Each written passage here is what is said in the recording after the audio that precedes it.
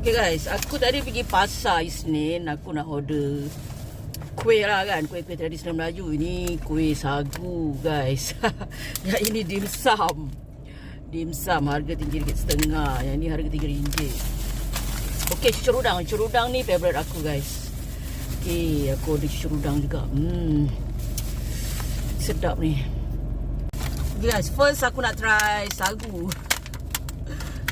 Aku tengok macam sedap, so aku pun macam tergoda lah. Aku nak try. Okay, bismillah.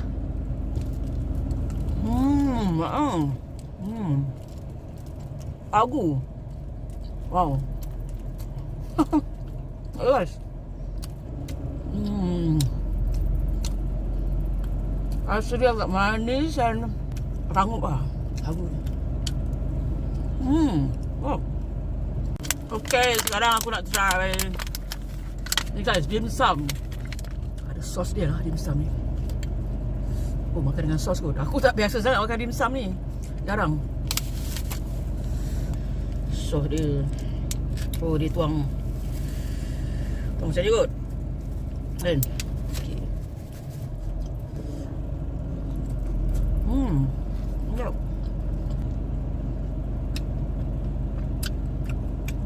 Rasa dia betul-betul tak rasa manis, tapi dia rasa agak lemak sikit. Sedap.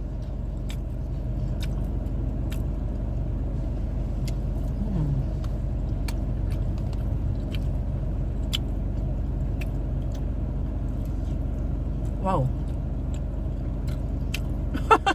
Tak guys. Ini sebabnya dia ada rasa black pepper. Ni rasa black pepper yang aku makan ni. Ini rasa sedap. Rasa daging. Ada warna putih.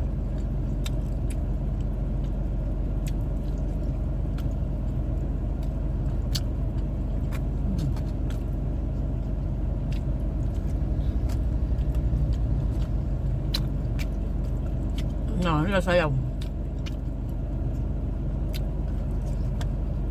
Enak. Okey, ini cucur udang.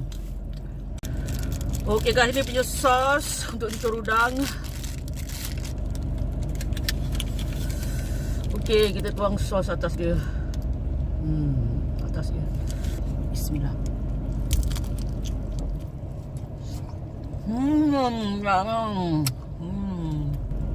Sedap dia punya tepung dia dengan dia punya udang. Gabungan tepung and udang tu yang buat dia lagi sedap lah.